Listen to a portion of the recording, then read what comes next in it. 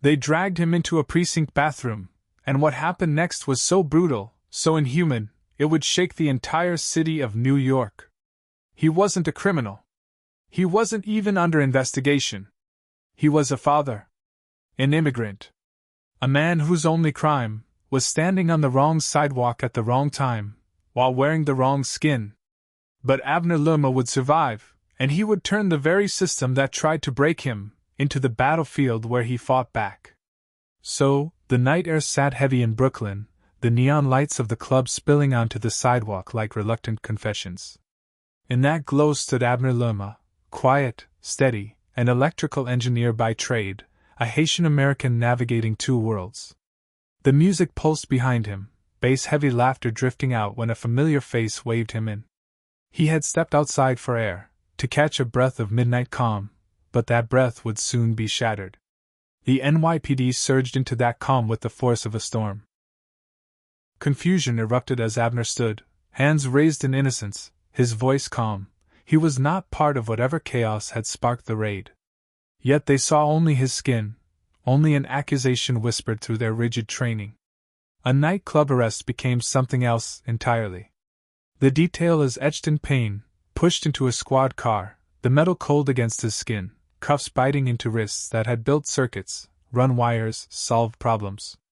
At the precinct, the transformation from arrested to violated began. No light, only the hum of fluorescent bulbs.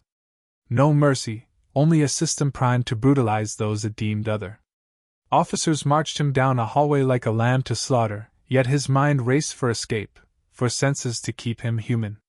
The smell of antiseptic burned in his nostrils. The echo of boots on tile stung like nails on memory. And then, in that small, sterile cell, the assault began, a violent rupture of trust and body. He was beaten with relentless authority, violated by those sworn to protect. The pain was not only physical, it was deeper, a betrayal of a social contract that never protected people who looked like him. 3 surgeries followed. 3 hospital nights where pain became a second heartbeat. 3 nights where he stared at the ceiling, white, unyielding, wondering how the system could fail this badly, how one man's silence could echo louder than this atrocity. But there came resilience. As his wounds stitched closed, anger coalesced and hardened into resolve. While pain drained from his muscles, a fire burned in his chest. This was not just about him. It was about every immigrant pressed against the machinery of a biased justice system, every black man whose body could be abused without consequence, every Haitian voice used to feed headlines and then cast aside. Abner filed suit. He didn't just go to court, he went to battle. In that courtroom, his presence was more than testimony. He was the embodiment of trauma made visible, of injustice rendered undeniable. The city felt the tremor. In 2001, 5 years later, he won a settlement, then the largest of its kind for police brutality. Even as money can never erase pain, victory gave him a platform. With settlement in hand, he founded the Abner Louima Foundation, a lifeline for Haitian immigrants, for the broken, for the people like him who survived. The courthouse had a strange kind of gravity that day, pulling every eye toward the witness stand, every breath toward the man who sat there, his hands folded, his back straight despite the scars that pulled at his muscles. Abner Louima's voice was calm but steady, carrying the weight of nights in the hospital, and days spent replaying the same horrific minutes over and over in his mind. He did not shout. He did not weep. The truth came out like a slow, steady drumbeat, each answer a reminder that this was not just a headline, not just another incident in a long line of police misconduct. This was a man's body, broken by hands wearing badges. And those badges, once polished to a mirror shine, were now under the harshest light they had ever faced. The prosecution laid out the details: the assault inside the 70th precinct bathroom, the broomstick used as a weapon, the officers who stood by in silence. Some jurors averted their eyes. Others stared at Abner as if to reassure him that they heard every word. But in the corner of the room sat other officers, arms crossed, jaws tight, a silent wall of blue loyalty that had outlasted countless scandals. For many watching across the United States, the trial was a mirror. It reflected not just one man's suffering, but the deep fissures in American policing, how race and authority had collided for centuries, leaving bodies and communities in their wake. In Brooklyn's Haitian-American community, the tension was electric. Neighbors who had once kept to themselves found themselves in rallies, marches, prayer vigils. Pastors' voices thundered from pulpits about justice. Mothers clutched their sons tighter when they left the house. Abner's victory in court was unprecedented, not only the criminal convictions but the civil settlement. $8.75 million. The number rang through the press like a gunshot, sparking outrage among police unions and hope among activists. For the NYPD, it was the largest payout in history for a brutality case. For Abner, it was both vindication and a reminder of what could never be repaid. The money repaired nothing in his body that surgery hadn't already tried to mend. It could not return the nights where his wife sat at his bedside, wiping his forehead as fever gripped him. It could not erase the humiliation of knowing that in the moment of greatest vulnerability, the system treated him as less than human. But Abner understood something else, something the city had not expected. This story could not be buried under a payout. He could take the very money meant to silence the noise and turn it into a megaphone. He founded the Abner Louima Foundation, not as a monument to his pain, but as a bridge for others. The foundation reached out to Haitian immigrants struggling to find legal aid, to young men who had been beaten or harassed, to women whose voices had been swallowed by fear. The mission was clear: turn survival into service. Yet the path forward was not without shadows. Even after the verdict, threats came, anonymous calls, muttered warnings on street corners, the quiet sense that certain uniforms would not forget his name. He had gone up against a machine that, for decades, had crushed dissent with intimidation and bureaucracy. Now, he had a target on his back. Still, he spoke. In interviews, at community events, in churches packed shoulder to shoulder, he told his story. He described the smell of that precinct hallway, the sound of boots on tile, the cold sting of betrayal when a badge became a weapon. He reminded them that what happened to him could happen to anyone, and often did. The difference was he had lived to tell it. For a while, his name was a rallying cry. Protest signs carried it, hip-hop lyrics shouted it, and news anchors repeated it as they detailed other cases of police misconduct. But as the years passed, other headlines took the spotlight, other victims' names were called out in the streets. Abner's case became a point in the timeline, a moment in history textbooks about NYPD reform. Yet the man himself remained unchanged in his mission. Every time another video surfaced of police brutality, grainy cell phone footage capturing a chokehold, a punch, a gunshot, he felt the echo. He reached out to families in those moments, speaking to them not as an activist or a symbol, but as a man who knew the weight they carried. Because surviving had not just been about living through that night in 1997. It was about every day after, waking up and choosing to speak when silence would have been easier. Choosing to fight when retreat might have meant peace. The city had tried to measure his suffering in dollars. History would measure it in courage. The years after the trial moved differently for Abner Louima. Time had a way of stretching in the aftermath of trauma, not as a straight line, but as a circle that kept returning him to the same place. Some mornings he would wake to the smell of hospital antiseptic burned into his memory. Other nights, he would feel the weight of a hand on his shoulder, not a real hand, but the phantom echo of that night in the precinct bathroom, when his humanity had been ripped away in the name of authority. His wife saw it in his eyes, the way he scanned every room before sitting down, the way his shoulders tensed when a police cruiser slowed near their block. Their home had become a fortress of quiet rituals, locking the door twice, keeping curtains drawn, avoiding certain streets. Not because they feared criminals, but because they feared the men in uniform who had already proven they could be both judge and executioner without consequence, until the courts forced a sliver of accountability.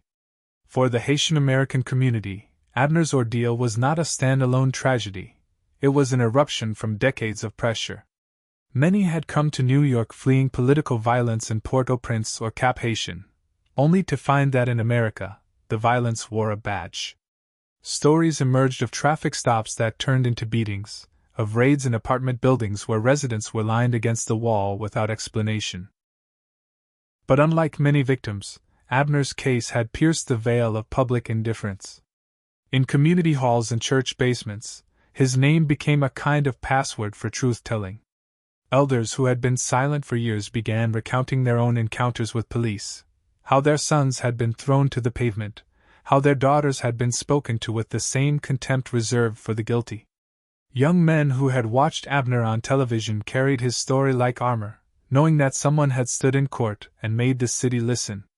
But there was also fear.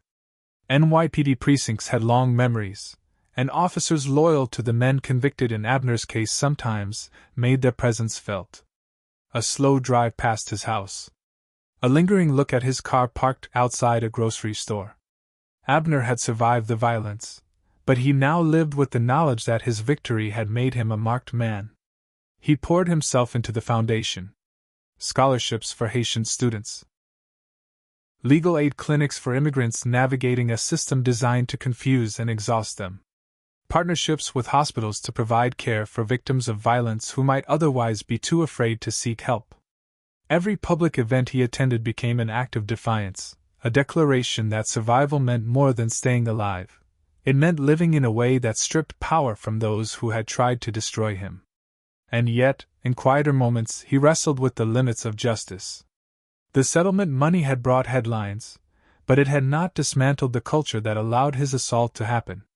Even with the convictions, the so-called blue wall of silence remained intact, shielding countless acts of misconduct from the light. The officers who didn't raise a hand to help him that night, the ones who heard his screams and looked away, most of them were still on the force. The early 2000s brought new names to the public conscience: Amadou Diallo, Sean Bell, men whose lives were ended by police gunfire. Abner felt each one like a reopened wound. In interviews, journalists asked him the same question: did he believe things had changed? He would pause, the same measured breath before speaking, and answer with a truth that made some squirm. Not enough. Because change was not just about convictions, it was about dismantling the mindset that saw certain bodies as threats by default. It was about breaking the reflex that told an officer's hand to reach for a weapon before it reached for understanding. It was about ensuring that no man, in any precinct bathroom, could be stripped of dignity while his cries echoed unanswered. The fight was bigger than him now. And though the years had weathered his body, they had also sharpened his resolve. By the mid-2010s, the streets of America were again alive with protest. This time, the names chanted in unison were Michael Brown, Eric Garner, Tamir Rice. Videos, grainy, shaky, but undeniable, flooded the internet, capturing moments that too many had once been forced to imagine from courtroom sketches and police reports. Now the nation could see it: the chokeholds, the knees pressed into necks, the fear in the eyes of men and women confronted not as citizens, but as suspects in their own lives. For Abner Louima, it was not déjà vu, it was confirmation. The years had changed the uniforms, the training manuals, the public relations slogans, but the system's core reflex had stayed the same. Every headline about another unarmed black man killed by police was a reminder of the bathroom in the 70th precinct, of the officer's cold eyes, of the pain that had redefined his body. He knew that if there had been a cell phone camera in that room in 1997, America might have seen the truth sooner. When George Floyd's murder ignited a global movement in 2020, Abner was older, his hair flecked with gray, but his voice was as steady as ever. He stood at rallies in Brooklyn, sometimes speaking, sometimes just being present, proof that survival was possible, but also a warning that survival alone was not the goal. At one rally, under the summer heat, he told the crowd, "I lived to tell my story. George Floyd did not. That's why we're here. Not just to survive, but to make sure no one else's name gets added to the list." The crowd erupted, not because the words were new, but because they came from a man who had walked through the fire and returned to testify. National news networks sought him out again, framing him as a living link between eras of resistance, between the 1990s, when police brutality was too often buried in bureaucracy, and the present, when social media could force it into the public square within minutes. He spoke not as a politician or a pundit, but as a witness to the cost of inaction. He reminded viewers that justice for George Floyd, Breonna Taylor, or Philando Castile could not be measured in settlements or single trials. It had to be systemic, relentless, unflinching. Still, there was a heaviness in his heart. In private, he admitted to friends that the victories were bittersweet. Every conviction was hard-won, yet every protest seemed to follow the same pattern: outrage, demands, a few reforms, and then the slow drift back into normalcy until the next killing reignited the cycle. The Abner Louima Foundation adjusted its mission to the new reality. It began hosting workshops on knowing your legal rights during police encounters. It funded mental health programs for survivors of police violence, because Abner knew that the bruises faded long before the nightmares did. And in Haitian neighborhoods of New York, the foundation became a safe harbor for those caught between the fear of calling the police and the fear of facing them. In quiet moments, Abner walked the same Brooklyn streets he had known since before the assault. He saw young Haitian kids playing basketball, laughing, shouting in the same Creole slang he had grown up hearing. He wondered which of them would grow into a life without the weight of suspicion pressing on their shoulders. He hoped the answer would be all of them. One evening, after a long day at the Foundation's office, Abner stopped at the corner where an NYPD cruiser idled. An officer inside looked at him, just a moment, just a glance. Years ago, that look would have tightened every muscle in his body. Now, he met it without flinching. Because survival had taught him something profound.